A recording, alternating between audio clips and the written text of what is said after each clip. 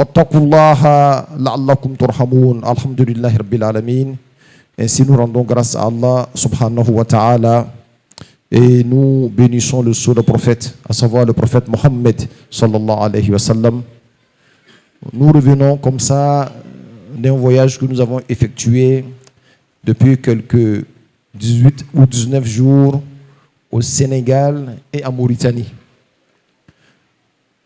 Nous nous sommes rendus sur ces lieux-là pour célébrer à la fois la naissance du prophète Mohammed, mais mieux que ça, le prophète Mohammed lui-même.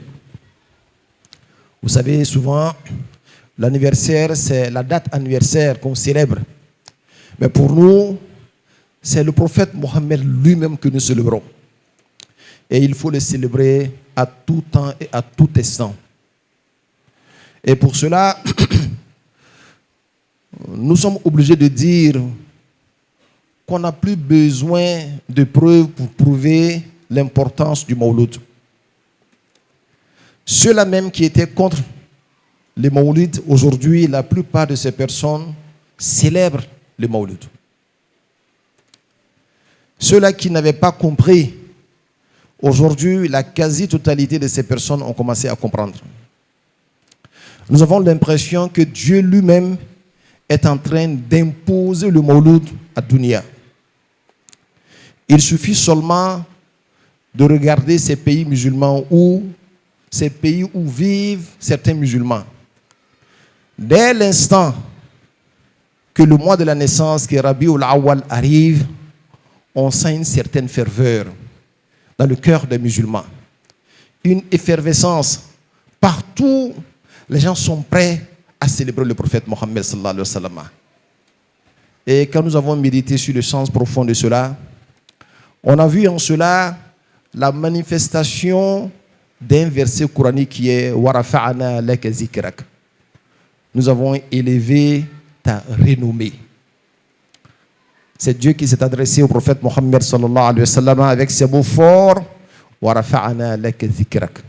Nous avons élevé ta renommée. Même ceux qui étaient contre ça, eux-mêmes aujourd'hui, le célèbrent. Partout, Mohammed sallallahu alayhi wa sallam. Partout, Sayyidina Mohammed sallallahu alayhi wa sallam. Parce que tout Mawlud qui se fait, c'est le nom du prophète Mohammed qui est répété de manière interminable. Mais mieux que ça, on voit encore la manifestation d'un autre verset qui est le suivant. Inna Allah wa malaikatahu yusalluna ala nabi ya ayyuhallazina amanu sallu alayhi wa sallimu taslima. C'est Dieu qui dit dans le Coran, et il commence par inna. Vous savez, en langue arabe, inna c'est arfu tawqid qui vient pour afficher une certaine certitude. En arabe, quand tu dis zaydun qa'imun, ce qui veut dire que Zaydou s'est tenu debout. Mais quand tu dis inna Zaydan qa'imun, tu dis certainement Zaydou est debout. En ce moment-là, tu es en train de t'adresser à une personne qui peut-être ne peut pas croire en ce que tu es en train de dire. Ou bien refuse de croire en ce que tu es en train de dire. Pourquoi il refuse de croire? Parce que ce que tu vas lui annoncer comme information est tellement forte qu'il peut refuser. Alors Dieu n'a pas besoin d'utiliser le mot inna. Mais cependant, il a utilisé. Il dit inna Allah. S'il vous disait seulement que Dieu fait la salat sur son messager qui est le prophète Mohammed, ça pouvait passer. Mais quand tu dis avec certitude, Dieu le fait, cela veut dire que toi qui écoutes là, peut-être que tu ne croirais pas à ça. C'est tellement fort que tu pourrais refuser. Et pour cela, Dieu commence et dit inna, avec certitude, même si tu ne me crois pas, même si c'est fort, moi Dieu, je le fais. Il dit inna Allah. Il dit sache que certainement, avec certitude, Dieu, en langue arabe que nous appelons Allah, fait la salat sur le prophète Mohammed sallallahu alayhi wa sallam. Mais regardez, Dieu a plusieurs noms. Il est Al-Jabbaru, il est Al-Rahmanu, il est Al-Latifu, il est Al-Mutakabbir. tout ça, jusqu'au 99 noms de Dieu, le plus grand de tous ces noms, c'est Allah. Dieu n'a pas dit Inna ar-Rahmana yusalli. Il n'a pas dit Inna al-Jabbara yusalli. Il a dit Inna Allah. Il a utilisé son nom, Lafzul Jalala, le plus grand, qui est le parapluie de tous les autres noms. C'est-à-dire tous les autres noms d'Allah, là, ça provient de Allah. Ar-Rahman provient de Allah. Al-Jabbar provient de Allah. Ar-Rahim provient de Allah. Tout ça se concentre dans le mot Allah. Et c'est ce que Dieu a pris pour exprimer cette information-là. Inna Allah wa malaikatahu. Mais quand Dieu utilise le mot Lafzul Jalala, Allah, pour dire que lui, Dieu, certainement fait la salat, cela aura suffi largement. Parce qu'il a utilisé un mot fort, un nom fort. C'est un nom qui est lié à son essence. Ce n'est pas un attribut. C'est le nom essentiel de Dieu. Inna Allah. Ça seulement suffit largement. Mais on dirait que pour Dieu, ça n'a pas suffi. Si tu penses que Dieu seulement est fort et suffisant, mais Dieu dit Inna Allah wa malaikatahu. Il ajoute ses anges. Moi-même Dieu. Ensuite mes anges. Inna Allah wa malaikatahu yusalluna ala nabi. Il dit nous faisons la salat sur le prophète. Mais regardez le verbe qu'il a utilisé en langue arabe. C'est yusalluna, fi'lul mudari. Wa fi'lul mudari yadullu al-istimrar. Ça prouve la continuité et l'éternité. Ça veut dire que Dieu, aussi longtemps que Dieu va demeurer Dieu, il fera la salat sur le prophète Mohammed sallallahu alayhi wa sallam. Et tout le monde sait que Dieu est éternel. Aussi longtemps que les anges seront anges, ils feront la salat sur le prophète Mohammed sallallahu alayhi wa sallam. Wa ma ya'lamu junuda rabbika illa hu. Et Dieu seul sait le nombre des anges. Pour vous donner une petite idée du nombre des anges, les êtres humains qui vivent sur la terre, leur nombre là, si tu veux le connaître, les djinns font 10 fois les êtres humains qui vivent sur la terre. Et les êtres humains qui vivent sur la terre et les djinns qui sont sur la terre, ceux qui sont dans les océans font 10 fois le nombre des êtres humains et des djinns. Laisse tomber. On va au premier ciel. Les anges qui sont là-bas, ils sont 10 fois le nombre des êtres humains et les djinns réunis. Ceux qui sont au deuxième ciel, ils sont 10 fois le nombre des malaïkas qui sont au premier, les êtres humains et les djinns qui sont sur la terre. Jusqu'au 7e ciel. Ceux qui sont sous un seul pilier, Amidatul Arsh. Et Dieu seul connaît leur nombre. Personne ne connaît leur nombre. Dieu dit Inna Allah wa malaikatahu. Dieu est l'ensemble de ses anges. Dieu est l'ensemble de ses anges. Yusalluna ala nabi. Ça veut dire Dieu seul n'a pas suffi. Les anges, c'est comme si les anges également n'avaient pas suffi. Dieu dit encore Ya ayyuhallazina amanu sallu alayhi wa sallimu taslima. Oh, vous qui avez cru en Dieu. Mais nous, on avait envie de dire à Dieu, Dieu, toi seul suffit largement. Mais Dieu dit, non, non, non, ça ne suffit pas. On dit, Dieu, les anges suffisent. Dieu dit, les anges même, ça ne suffit pas. Vous qui croyez en Dieu, faites-en. Vous aussi, faites la salat sur le prophète Mohammed sallallahu alayhi wa sallam. Et faites-le de manière continuelle. Aussi longtemps que vous allez exister, faites la salat sur le prophète Mohammed sallallahu alayhi wa sallam. Et ça, c'est un véritable mystère. Qui est le prophète Mohammed sallallahu alayhi wa sallam pour que Dieu fasse la salat sur lui? Qui veut dire que chaque fois, Dieu augmente son grade. Dieu l'élève davantage.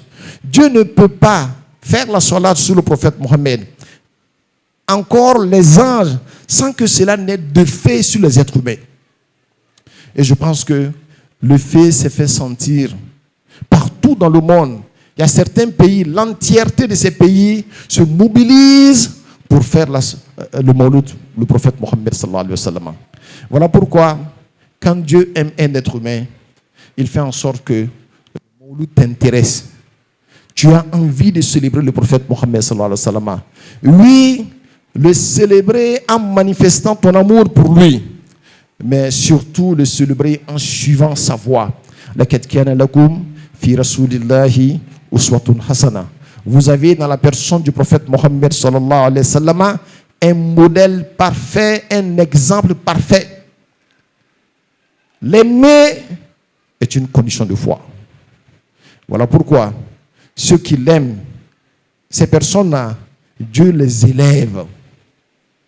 Dieu les élève au-dessus de ceux-là qui passent le temps seulement à prier sans aimer le prophète Mohammed sallallahu alayhi wa sallam. Il y a des gens qui prétendent aimer le prophète Mohammed sallallahu alayhi wa sallam.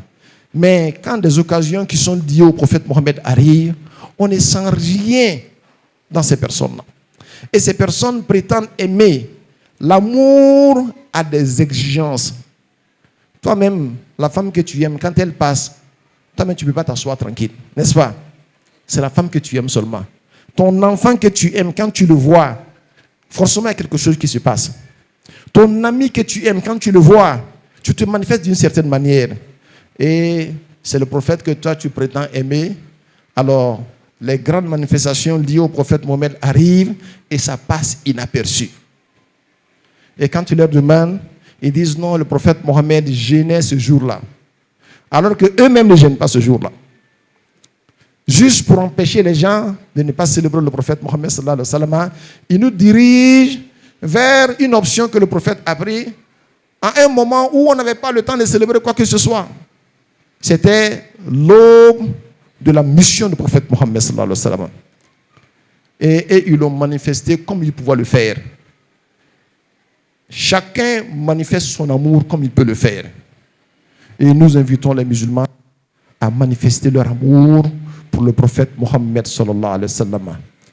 هناك أبيات كتبت بقلم القدرة على الحقيقة المحمدية وتلكم الأبيات تقول فخذت في بابنا ما شئت من سقل فبابنا كعبة من حله أمنا وإن أصابك ضيم نحن نكشفه وكل أمر يرى صعبا يهون بنا ولا تخف من ذنوب أنت تحملها وفي القيامة أبشر بشفاعتنا حق قدره ومقداره العظيم. On a trouvé sur la tombe du prophète Mohammed sallallahu alayhi wa sallam un jour une écriture dont personne ne sait d'où est-ce qu'elle vient, qui l'a écrit. Et ces vers disent فَخُطَّ فِي بَابِنَا مَا شِئْتَ مِنْ سُقَلٍ.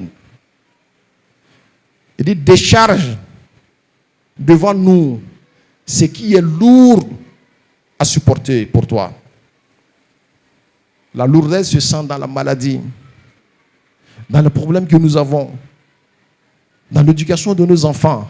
Tout ça, la décharge ça au pied du prophète Mohammed sallallahu alayhi wa sallam. فَخُطَّ فِي بَابِنَا مَا شِئْتَ مِنْ سُقَلٍ. Il est fin ta na gilialaima a bedjigi ala krasin koro. فَبَابُنَا كَعْبَةٌ مَنْ حَلَّهُ أَمِنًا. Sache que notre porte là, celui qui pénètre notre porte là, la personne est dans une Kaaba. La personne a toutes les assurances possibles. وَإِنْ أَصَابَكَ ضَيْمٌ نَحْنُ نَكْشُفُهُ.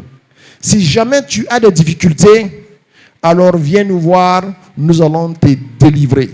وَإِنْ أَصَابَكَ ضَيْمٌ نَحْنُ نَكْشُفُهُ وَكُلُّ أَمْرٍ يُرَى صَعْبًا يَهُونُ بِنَا. Et tout ce que tu penses difficile là, nous allons le rendre facile pour toi. وَلَا تَخَفْ مِنْ ذُنُوبٍ أَنْتَ تَحْمِلُهَا.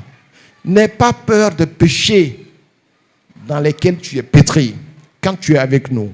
وَفِي الْقِيَامَةِ أَبْشِرْ بِشَفَاعَتِنَا. Sache que le jour de la résurrection, tu vas bénéficier de notre intercession. Voici le prophète Mohammed. Pour ceux-là qui veulent aimer le prophète Mohammed sallallahu alayhi wa sallam. Voici le prophète Mohammed, ceux-là qui veulent manifester leur joie. Car le prophète Mohammed disait, Man fariha bina, farihna bihi. Man fariha bina, farihna bihi. Celui qui affiche sa joie vis-à-vis de nous, nous également, nous allons afficher notre joie vis-à-vis de lui. Qul bi fadlillahi wa bi rahmatihi fa bizalika falyafrahu huwa khayrun mimma yajma'un. Ça, c'est Dieu qui parle. Il dit, dis Mohammed aux musulmans, aux croyants, s'ils veulent afficher leur joie, alors qu'ils l'affichent par rapport à la grâce de Dieu. Ne regarde pas le fait que tu pries beaucoup, tu jeûnes beaucoup. Non, non, non. Si Dieu ne l'avait pas accepté, tu ne l'aurais pas fait. Affiche sa joie par rapport à cette grâce-là. Parce que le Coran t'a été révélé. Wazalika fadlullah wa bi rahmatihi.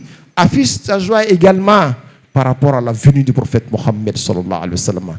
Car le prophète Mohammed, il est la grâce unie d'Allah subhanahu wa ta'ala. Que Dieu nous donne la bonne compréhension.